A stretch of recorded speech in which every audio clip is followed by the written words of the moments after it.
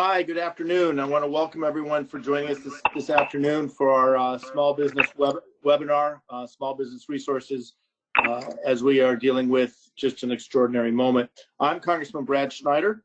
Again, thank you everyone for joining us today.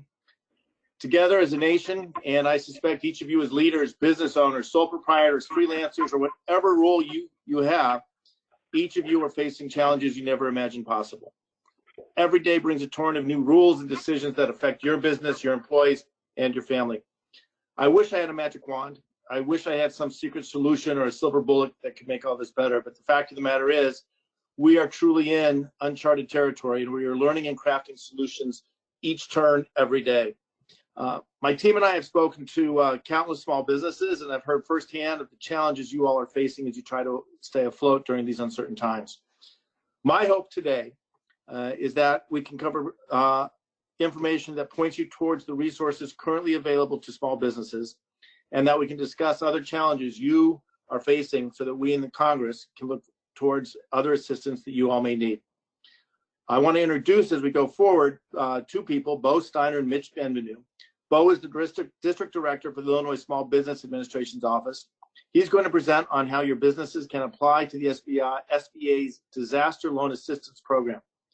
Mitch leads the Small Business Development Center at the College of Lake County, and he will walk us through the different resources that they offer as we try to navigate this process. Similar resources are also available through the 62 SBDCs we have throughout Illinois. Before turning it over to Mitch and Bo, though, I want to give a broad overview of some of the work that Congress has been doing to help small businesses. As I suspect you know, Congress has so far passed two major COVID-related bills. The first passed by the House what seems like a long time ago now, back on March 4th, and signed by the President on March 6th, included significant funding on public health resources like research on treatments and a vaccine for COVID. Within that bill was also a designation of coronavirus as a disaster under the SBA's Disaster Loan Program, for which Illinois small businesses and nonprofits are now eligible as of last Thursday. You can now apply for these loans, which offer as much as $2 million towards working capital like payroll, rent, or benefits. 10 days later, on March 14th, the House passed the second measure, the Families First Coronavirus Response Act, FFCRA. The Senate was a little bit slower to act on this, but on March 18th, it did pass the Senate and was immediately signed into law by President Trump. Included within the bill were provisions to provide paid medical and family leave for workers directly affected by COVID-19. Businesses with fewer than 500 employees would provide this emergency benefit to workers and would be able to recoup 100% of the cost through a refundable tax credit. Now, actually, before we even passed the second bill, we started working on a third bill. We are now looking at comprehensive economic stimulus packages that will have an array of resources for families, for workers, and for business owners like you. As we speak, there appears to be significantly different approaches being advocated by Mitch McConnell in the Senate and Nancy Pelosi in the House. Let me be clear. If there was ever a time to put aside partisanship and come together for the good of the country, this is it. I was pleased to see that the FFCRA passed with broad bipartisan support and only 40 no votes. We need to see similar votes coming out of the Senate, but at least so far it looks like people are not ready to get there. Negotiations continue though, and there may be something that comes out today. Over the weekend, we had a call yesterday with the Ways and Means Committee Democrats, the committee that I'm on. I made clear in that conversation that we have to help small businesses retain their employees and keep them on payroll. I emphasized that our funding mechanism had to be immediate without putting business owners at even greater personal exposure, and that is what we need is something akin to a government-backed, non-recourse, no-interest loan with long repayment schedules. We are still working through the details of this legislation, so I won't be able to discuss final language until I get to see it. But please know that we will be sending out regular updates on federal resources available to you. If you go to schneider.house.gov, you can sign up for our newsletter and emails to stay informed. I'm going to turn it over to Mitch now, who's going to give us a brief walkthrough of the different resources offered at the SBDC and Lake County Small Business Development Center. Mitch will then pass it to Bo, and he's going to walk us through a presentation on the loan program. I know that many of you have sent questions. We will be going over those in the second half of our call. We have upwards of 1,000 people on this call, so unfortunately we can't take every question. But if you do have questions following the webinar, please know that you can call my office at 847-383-4870. Again, I'll repeat that. It's 847-383-4870. And you can contact the Small Business Development Center at 847-543-2033. Again, 847-543-2033. And with that, let me turn it over to Mitch. Thanks, Congressman Schneider. Good afternoon, everybody. I'm happy to be here to be able to share some of the resources that the small business development centers throughout the state of Illinois can provide. Most every county in at least the northern part of the state of Illinois have an SBDC to serve that county. In the southern part of the state, you might have an SBDC that serves a 2 or 3 or 4 county area, but you can go online and do an internet research, an internet search. Just put in your county and then type SBDC after it, and you should be able to find your SBDC. So I'd urge you to do that, because during normal business operations, the SBDCs are there to help anybody who wants to start or grow a business, both domestically and internationally. We also can help people to export to foreign markets. We have capabilities to help people gain government contracts and other things. So that during normal business operations, that's what we do, and we're still doing that now. But in addition to that, we are supporting businesses in their efforts to stay open, to weather this storm, and to know what they have to do to access SBA disaster assistance loans, which Bo is going to talk more about in just a bit. But I will tell you that the SBDCs overall are trying to make sure that small businesses in their areas, first of all, have the information that they need. So, for example, at my Small Business Development Center, we've created something called the Small Business Survival Guide, which I believe all of you will have access to at some point here. I think it's a download that you'll get. And it includes information on things like how to reduce the spread of coronavirus, tactics for helping your employees and keeping your business open to the extent that you're able. And then lastly, and perhaps most importantly, getting the money you need, the operational working capital that you need through the SBA disaster assistance loan. And so the Small Business Survival Guide contains all that information and a link to the loan application portal. So that's one of our goals, is just to make sure that everybody has that information. Another one is to make sure that people understand the types of business documentation that are required to submit a loan application. There are a number of requirements, but they are very well spelled out, and the best thing you can do is have all of those beside you before you begin applying for a loan. It'll just make the process smoother. And so that's another piece of information that we're providing. And then lastly, we're here to answer questions about the application process to the extent that we're able, and also to report application website problems to the right people so that we can get them fixed. I would also urge you to connect with your local chambers of commerce and your local economic development organizations, because they are kind of the front line when it comes to your particular municipality. And frankly, I do a lot of my communicating through them, through the chambers of commerce, the economic development organizations, right within your community. So they're a good person to be in contact with as well. And so I'm going to turn it over to Bo in just a moment here. And as we move forward with this, if you have questions or comments, please feel free to ask them, and I'll do my best to answer. Over to you. Thanks, Mitch. Bo, are you there? I am. I'm here. I'm ready to go. All right. So now I'll turn it over to Bo Steiner. Thanks so much. Thanks, Congressman. I really appreciate the opportunity to get on here, and thanks to everybody who's joined today.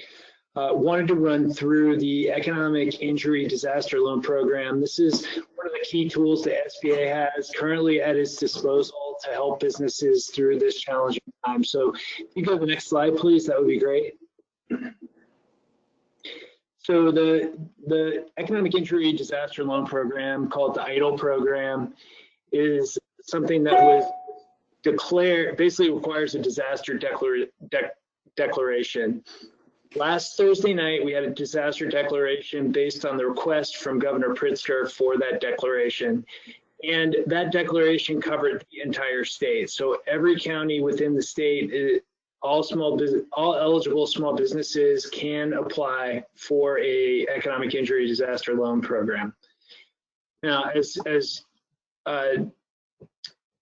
we've discussed, the disaster loan program is intent on providing working capital used to pay your normal business expenses. So, as Mitch mentioned, one of the things we're seeing right now is a lot of businesses, their revenue's gone down. There's nothing filling that gap. So in order to help businesses keep moving downstream, keep employees on payroll, that sort of thing, that's the intent of the economic injury disaster loan.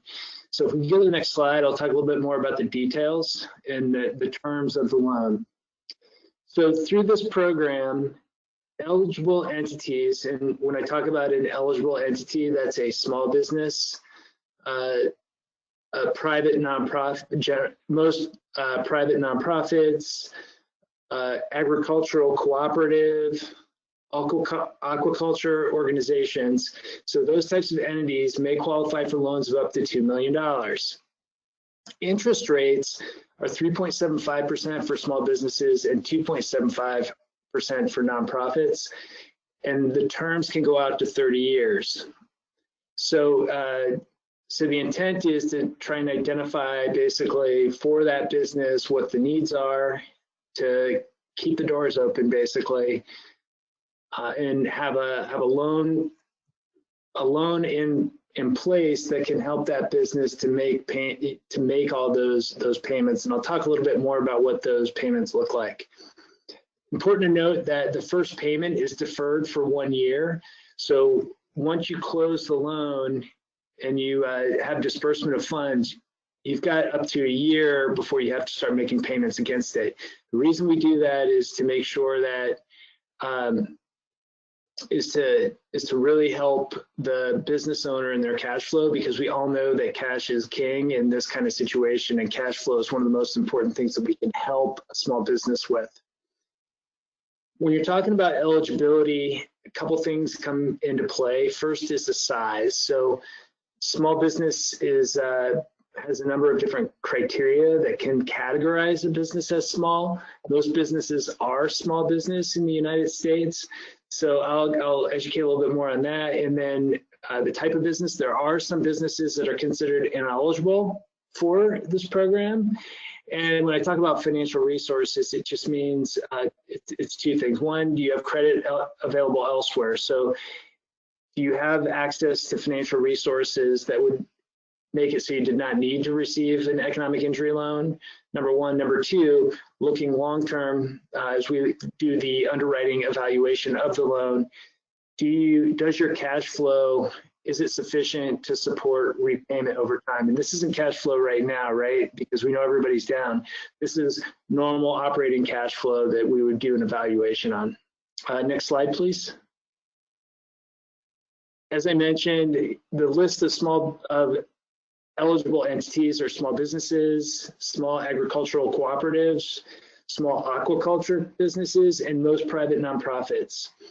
And these funds can be used for basically normal operating costs. So think about fixed debt, payroll, accounts payable, basically those things that you would have been able to pay had it not been for the disaster, impacting your revenues, which then impacted your ability to pay.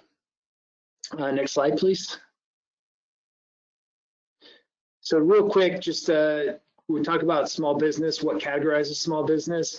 Basically what you're looking at is generally we look at a revenue size standard based on your industry code. So on the slide here, it mentions retail or service at $7 million. Other industries, for example, construction might be up to $35 million, classifying a business as small. So we'd have to look at basically the type of industry you're in to make that assessment. For manufacturing, it's an employee-based standard of 500 employees or less, and wholesale businesses is 100 employees or less. You'll note in the slide, if you're looking at it, there's also an alternate size maximum. This is based on the owner. The maximum tangible net worth of the applicant is not more than $15 million, and the average net income after federal income taxes is not more than $5 million. I want to tell you both of those standards because if a business is eligible through either standard, they're eligible to apply. So just because you maybe don't meet the alternate size standard, if the traditional size standard, you do meet it, then you're good to go. Next slide, please. So what are we going to look at for approval? First thing is we're going to look at credit history. So you have to have a credit history that's acceptable to the SBA, which means that we're going to look at credit scores. We're going to look at your history of repayment, those sorts of things. So one of the things that I recommend to people that are going to apply for a loan is make sure you know if there's anything on your credit report that's either incorrect or wrong that is adversely impacting your credit report, because I would encourage you to take care of that in advance of applying for the loan. We're going to look at repayment. So we want to make sure that you have the ability to repay the loan. And then from further eligibility, you have to have suffered working capital losses due to the disaster. I think it's pretty safe to say that almost every business nowadays is suffering some adverse impact due to the coronavirus. So, you know, I would expect that most businesses would apply by that standard. Next slide. A couple other things, economic injury loans over $25,000 require collateral. So basically up to $25,000 is unsecured. But note that lack of collateral is not a reason for a decline. So if you don't have collateral, that doesn't mean that we're going to turn you down. Next slide.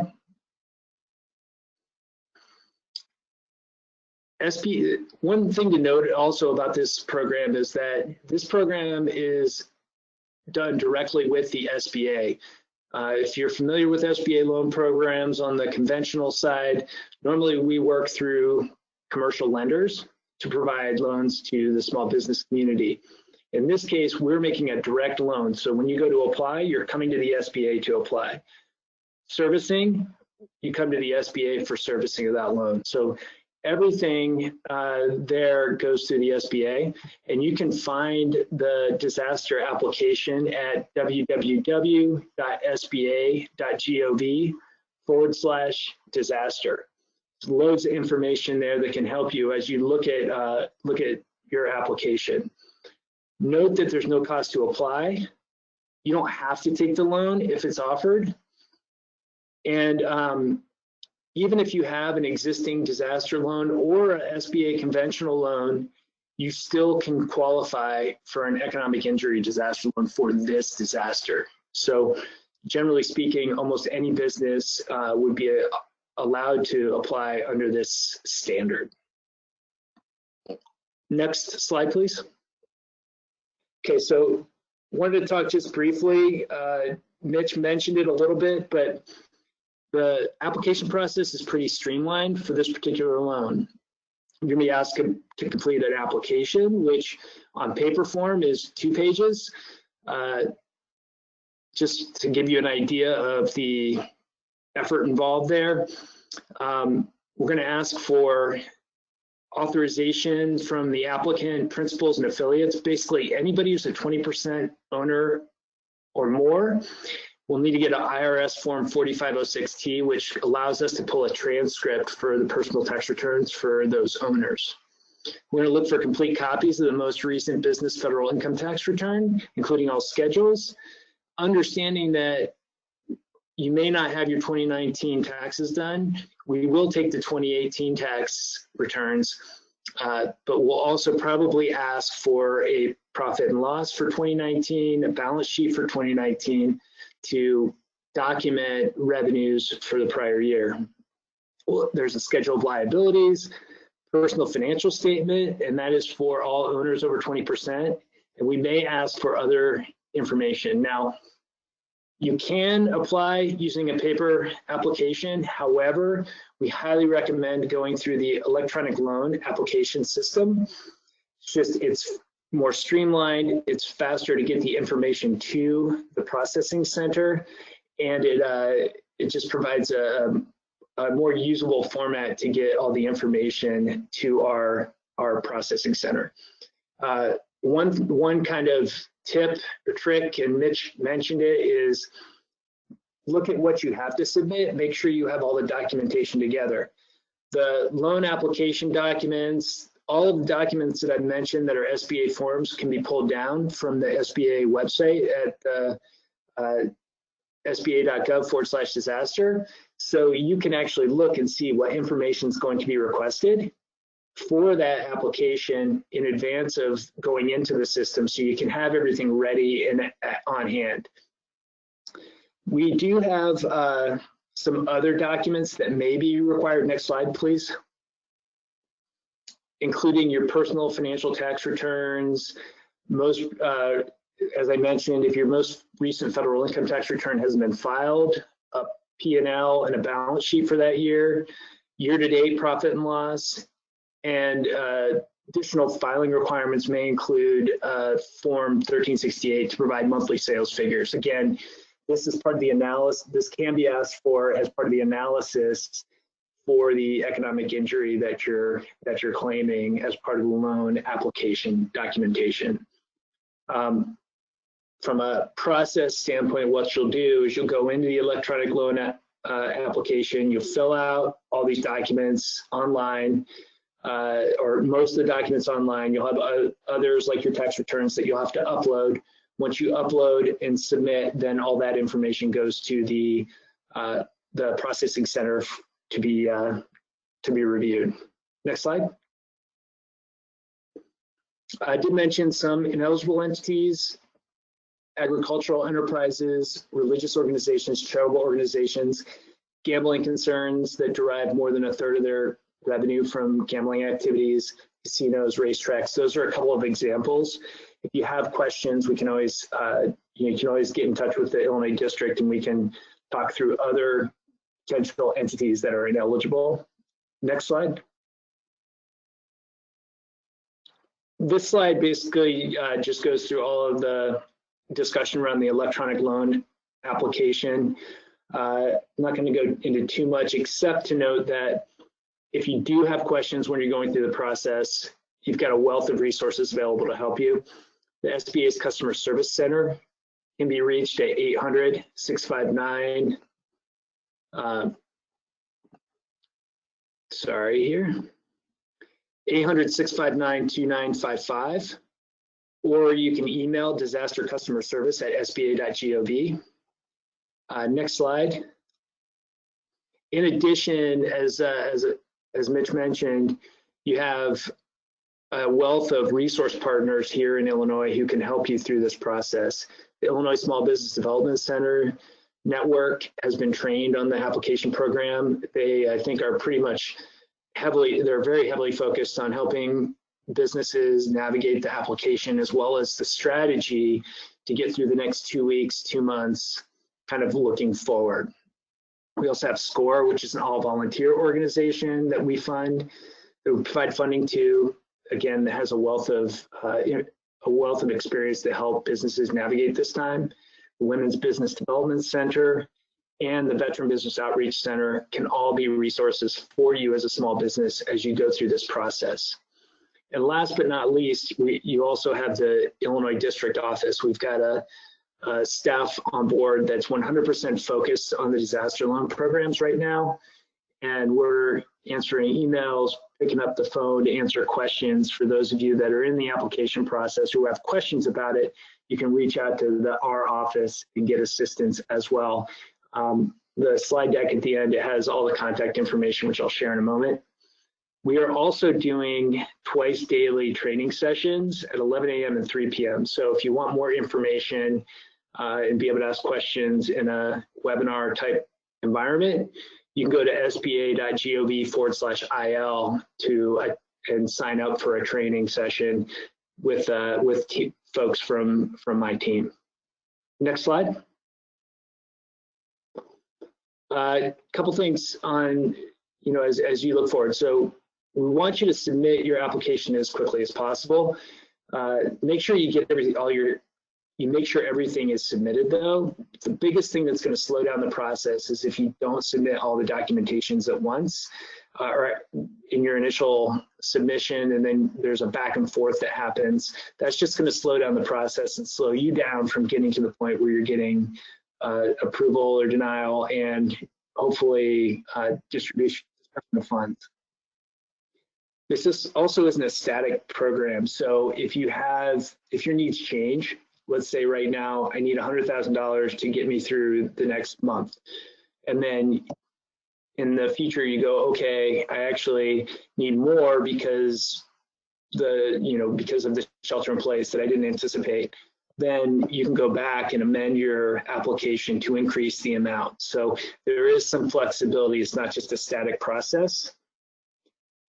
And then if your request is denied, you still have recourse. You can go back and explain any circumstances under which they said, hey, we declined for this, then you can go back and have a further conversation with the loan processing center to work through that and see if there's ways that you can explain why your credit score is what it is or whatever that would then allow them to go ahead and make the loan. So important to note that just because you get an initial decline, you can continue. Next slide.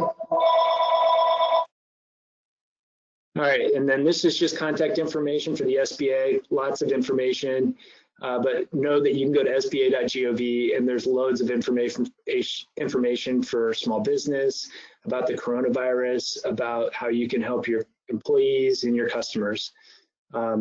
So let me stop there, and I know we've got a lot of questions to answer. So Congressman, I'll hand it back off to you. Thank you. Bo, thanks so much. And again, thanks to everyone for joining us. Again, we have almost 1,000 people on this call, so hopefully this information is helpful. Before we go to questions, I want to touch on a couple of things. And I apologize, that phone ring was me before I could unmute the phone, but we're all working remotely, so these are some of the challenges we face. But many people are asking us what qualifies as an essential business under the governor's stay-at-home order.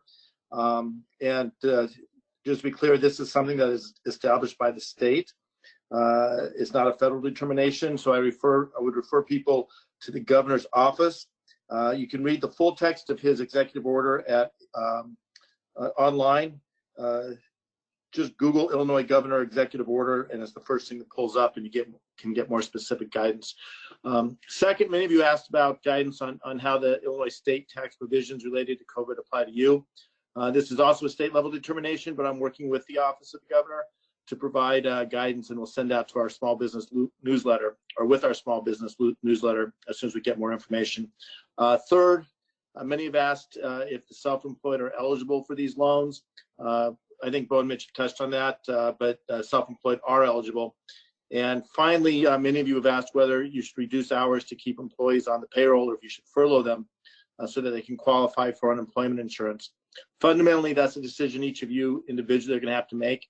But I can say that the Family First Coronavirus Response Act included significant resources for state unemployment programs.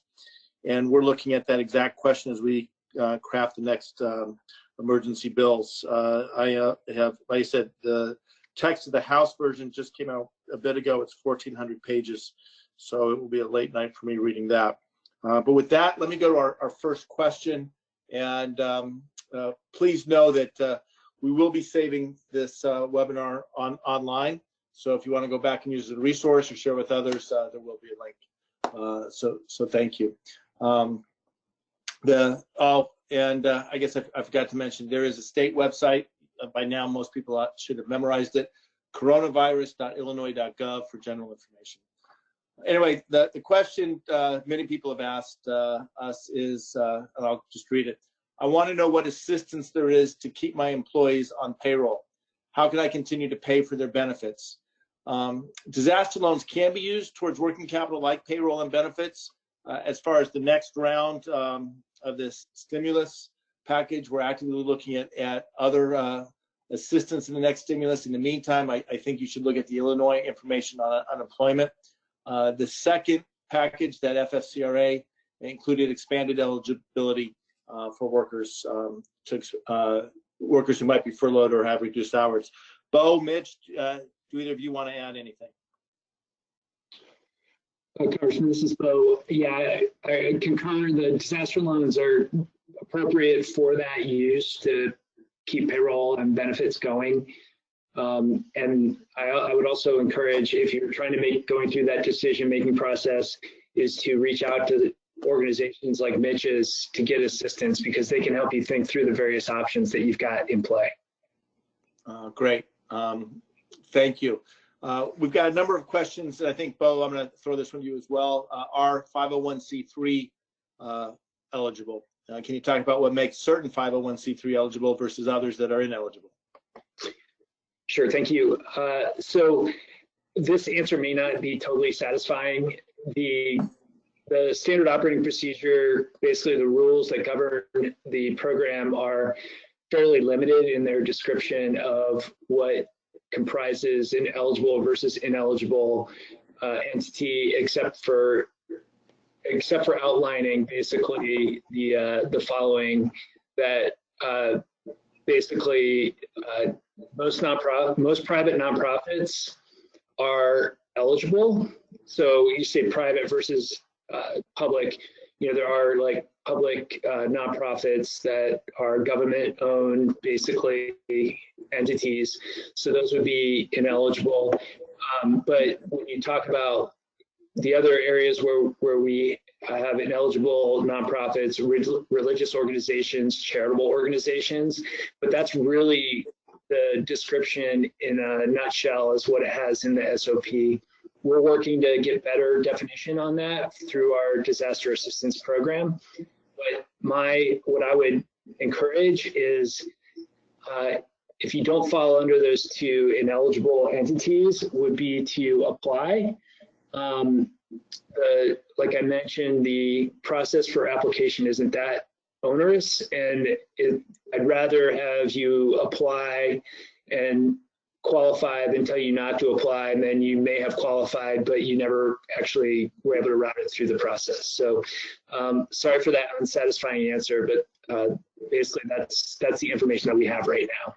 All right, great, thanks, Bo. And just to remind people, a lot of these questions, we had over 200 questions that came in on the registration process, so we're taking some of those from there. I've got a question from Janine in Libertyville. Are there prioritization set up for certain types of companies for getting resources first, or is it a first come, first serve? My understanding, Janine, is that all applications are going to be reviewed. There's no caps based on state. The cap is the maximum $2 million per loan, but the states have access to money not on any priority basis. Bo, I don't know if you have any thoughts on it? Yeah, so it is a first in, first out process. What we're seeing right now is that once the application is submitted, it takes about 21 days for the decision to be made, and then up to another 7 to 9 days to have disbursement. So you're looking on average about 30 days for the application process. So that's again why we encourage, getting your application in as soon as possible, get you in the queue as soon as possible to hopefully reach that end destination of disbursement of funds. Great. And one of the things we are trying to do with subsequent legislation is find ways to accelerate the process to get money out. We're very much aware that the needs are immediate, so we're all going to be working on that as best as we can. Mitch, is there anything the SBDCs can do to provide assistance in the loan application process? Certainly, when businesses or the owners of businesses are applying for the loan, they get stuck on a question, they're not sure what the question is asking, we can help them work through that. We're learning as we go here, of course, but to the extent that we're able, we'll answer those kinds of questions. And again, if there's any kind of a challenge getting into the website, we'd like to know about that, because we want to report that to make sure that it gets fixed. Thank you. And I did get a call from one of our township supervisors that they had some people having trouble getting in. They tried again and they were able to get in.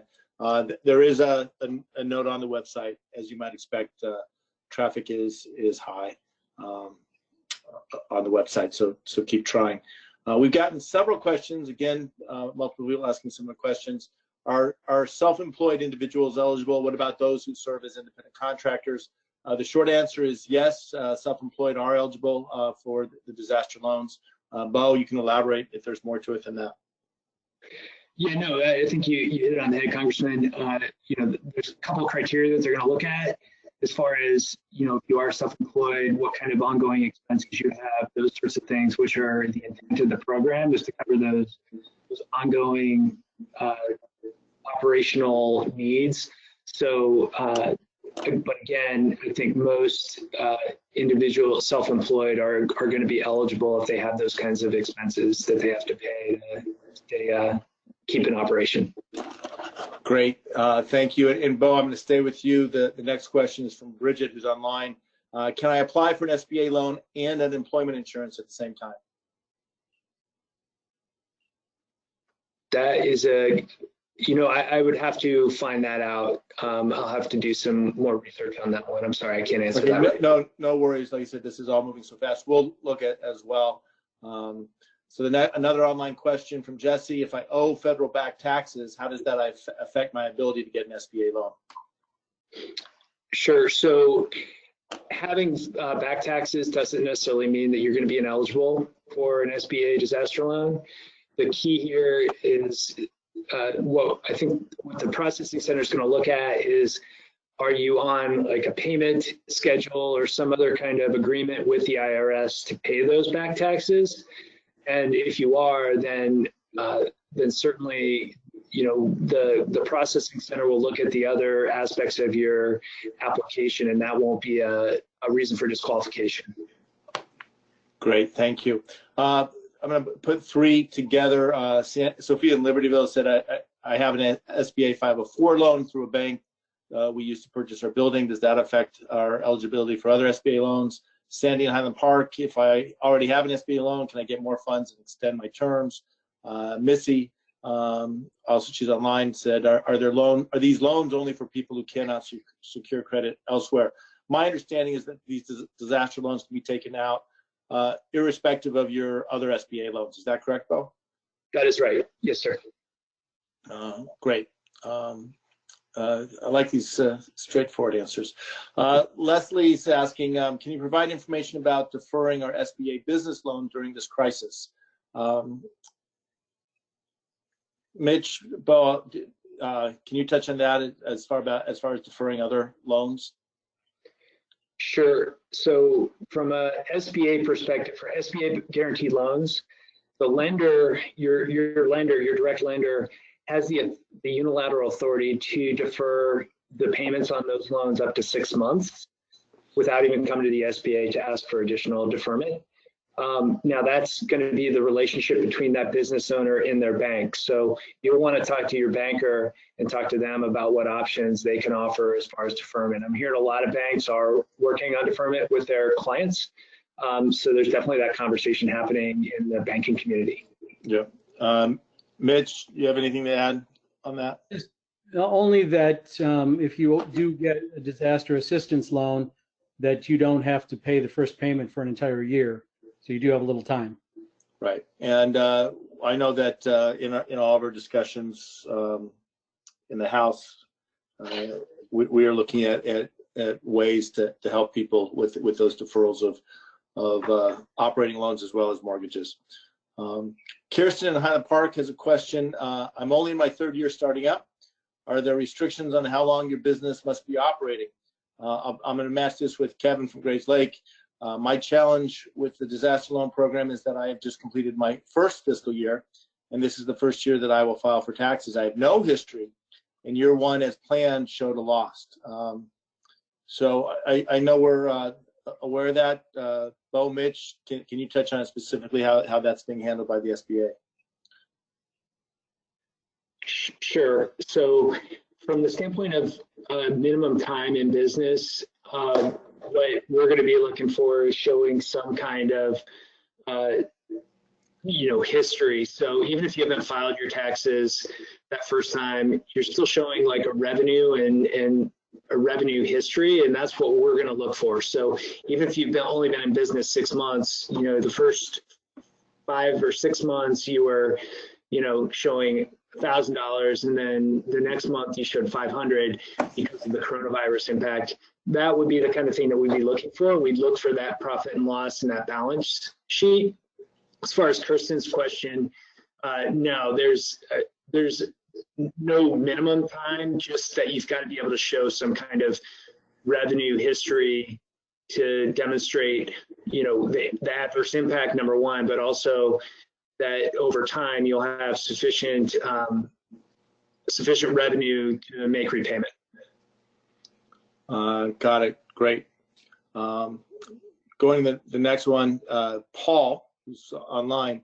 What about a web-based business? Actually, this is a good question. I'm registered in Illinois, but we do not have a physical office.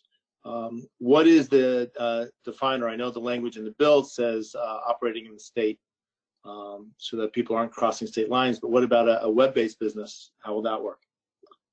Bo, can you help with that? Sure. So it's based on your where your business headquarters is. So if it's a web-based business, you still have a physical address for your primary business location. So you would apply for the disaster loan through whatever county your business is registered in Illinois. Got it. And Mitch, I'm gonna, you know, you're talking a lot of different types of business. Are there other business models that could be similarly structured that won't fit the traditional definitions?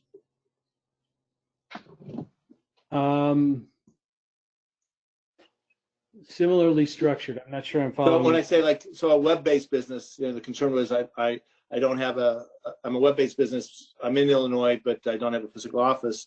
Yeah. Other types of businesses that I should be thinking of in that context as well. Not that I can think of right now. Okay. No. All right. Going to the next question, Matt online. His question is, how do you determine capital losses? Our business has a lag in accounts receivable, so we won't show an immediate loss for some time. It's a fair point. Bo, Mitch, any specific guidance for how a business who is you know, doing accrual accounting is going to show that they've incurred a loss, knowing that their customers aren't going to be in a position to pay them? Yeah, so from my perspective, I totally get the challenge there. I would recommend looking at projections also and having those available as you're working with the loan processor, so that they can understand the perspective on what that's likely to look like downstream. I'd also say that what I'm hearing from a lot of businesses is they're just anticipating that their AR aging, accounts receivable aging, is really going to grow, is starting to grow already. And so, you know, in that regard, when you're starting to not show payment by those customers, you'd want to be able to demonstrate that as well. Okay, and I'll ask a follow-up to that, Bo, because you know, it may be that my AR line looks good, but I'm seeing a significant drop on the top line sales. Would that be sufficient to establish anticipated capital losses? Yes, so that, thank you for that. Yeah, so that's part of the additional information, is looking at monthly sales numbers, and we'll take a look at that as well as part of the process. Great, thanks. Moving up to Waukegan, Brent asks, will real estate property management companies be eligible for SBA loans? I anticipate loss of a lot of revenue as property owners look to take their property management in-house. I think that would make sense as eligible, but Bo, I'll defer to you as well. I don't see any reason why they wouldn't be eligible, yeah. Yeah, again, I think it's just making the case that you're going to have losses. It's going to be the hit on the top line, the loss of or extended aging on receivables, things like that you guys are looking for. Is that fair? Yes. Mm-hmm. Okay, great. Tom in Highland Park and Richard in Downers Grove have a question. How does the paid leave legislation apply to employers with fewer than 50 employees. Can I apply for an exemption for the emergency paid leave provisions? So briefly, the legislation allows the Secretary of Labor to exclude businesses with 50 employees. We're looking to provide further guidance on this in the coming days. Again, this is a chance for me to plug the newsletter, and again, website, schneider.house.gov, but we'll be getting out that information as soon as we have it. But the legislation says the Secretary can exempt businesses. He has the authority. I don't know if Mitch or Bo, you want to add anything to that? I do not. Me neither. Okay. Next question is from Round Lake. Terrence asks, can an owner refinance his property through the money that became available to do SBA announcements? I don't believe refinancing are eligible for the emergency funds, but Bo, I'll clarify that with you. Yeah, Congressman, that's correct. You can't refi other debt through this program. Great. All right, thank you. Princess, who's online, asked, would a home-based childcare business be eligible? They should be. It falls into the classification of businesses with the history and application information. Is that correct, Bo? Yes, Okay. that's right. Great. Patty, is creditworthiness based on personal credit history or of the business? How do those two interplay? I'll leave that to Mitch and Bo. Sure. So I'll give a stab at this.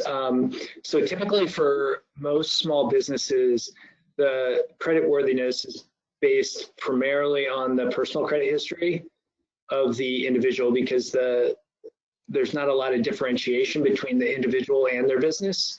But that would be on a case-by-case basis. Mitch, I'll let you weigh in on this too, because you deal with this a lot. No, that's exactly the way I understand it. Your personal credit score as a small business person is pretty much one and the same. So how the amount of credit you build in your business, or the way that you build it, is going to affect your personal credit score. So that's what they're going to look at. Great, thank you. The next question is from Maria. What other resources are out there for nonprofits? I know, I assume, I'll throw this to you, Mitch, they can access the guidance from SCORE, but what other SBA resources are there for nonprofits? Yeah, certainly SCORE can help with not-for-profits. And I just saw something that United Way put out that might be doing something with not-for-profits, but I can't be 100% sure on that. That's about all I can think of, is those two things. Okay. Bo, are there other SBA products people should be aware of? There aren't a lot through SBA. Mostly we're focused on small businesses. So this is one of the few. The Economic Injury Disaster Loan Program is one of the few programs available to nonprofits through SBA. Got it. Okay, so Jason's the next question. What type of collateral are you looking for if all business assets are collateralized by our current financial institution lender? What would be available to use in collateral in this case? Sure. So from a SBA perspective, if there isn't collateral available, we would definitely take a second position on collateral that is there. But ultimately we prefer property like real estate as collateral. Understand that it might not be available. We'll take inventory as collateral, but ultimately, if you don't have collateral, that's not a reason why you'll be denied through the process. So generally the way SBA approaches it, if there is collateral, we'll take a position on it. But if there isn't collateral, then that's kind of what we're there for, is to be that lender or support lending to businesses that maybe don't have access to the sufficient collateral. All right, and I'm just gonna go back to the prior question. One of my people on my team just sent me a note for nonprofits in Illinois. There's a group called Forefront, used to be Illinois Donor Forum. So that might be a resource to turn to. Their website's myforefront, myforefront.org. So just didn't want to not share that with you. Moving to Thomas in Glenview, he asked, can employees who have had their hours reduced from 40 to 20 hours per week collect partial employment benefits? I think I touched on this earlier. It really is the Illinois Department of Employment Services that have the resources, and there should be resources on work share agreements in Illinois.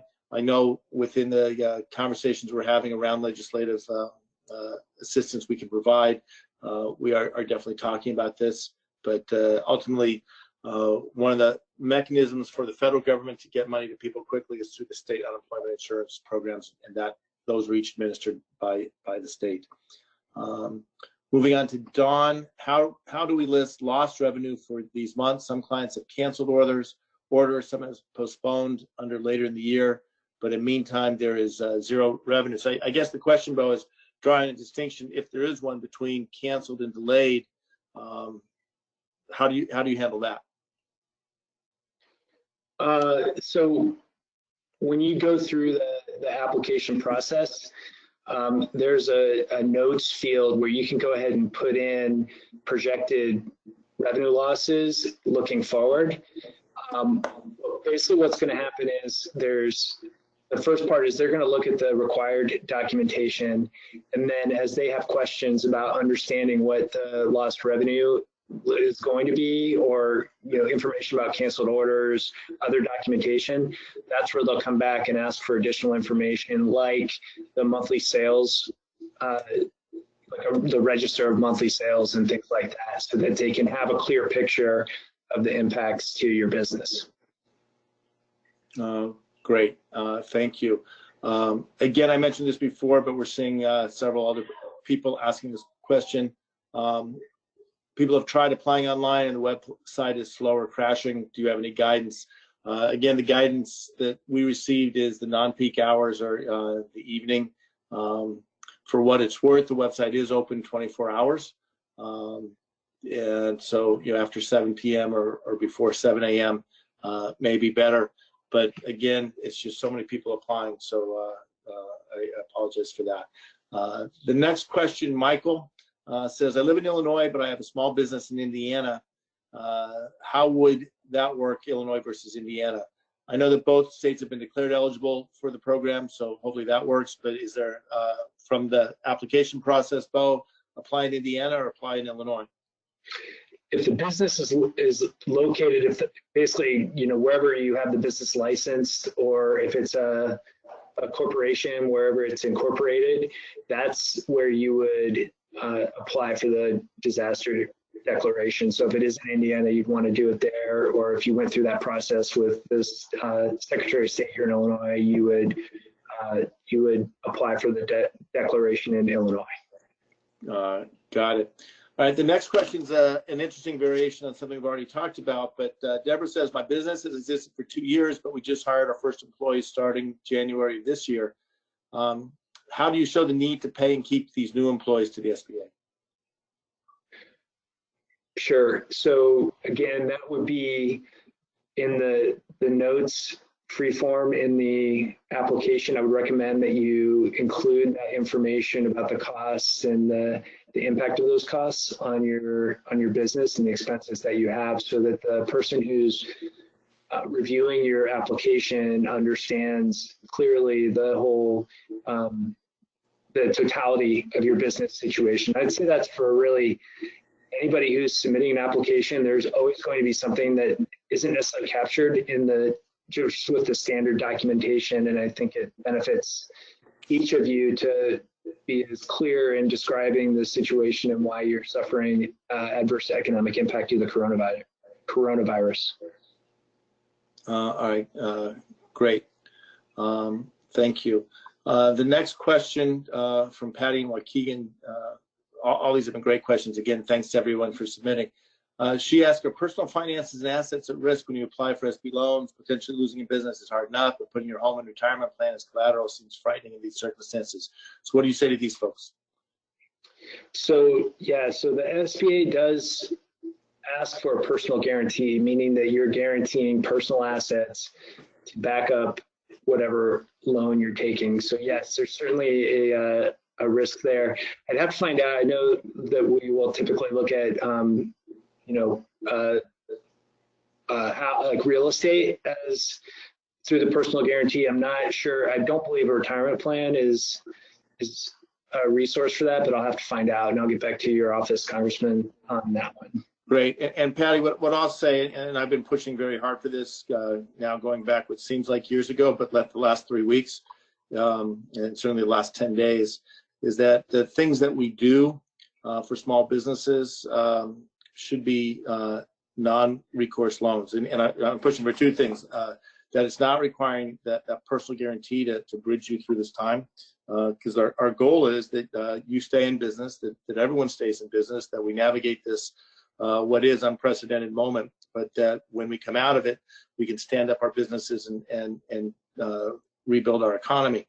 So that's the key thing. The other thing, just so people know, is that I'm pushing for is that these emergency loans should be very low, ideally zero interest loans as we're going to business, because our objective is to keep you viable and give you the ability to keep your employees in a position to pay for the basic staples of food and medicine, keep a roof over their head, etc. So I know we're getting towards the 5 minutes, so warning, so maybe I have time for a couple more questions. Edward online asked, I've already started the application, but there's not a place to request how much you need and interim financials. When does that happen in the process? So my understanding through the process is that there should be a place where you can add notes. So you can type in a free-form field some of the other information that you would like to share.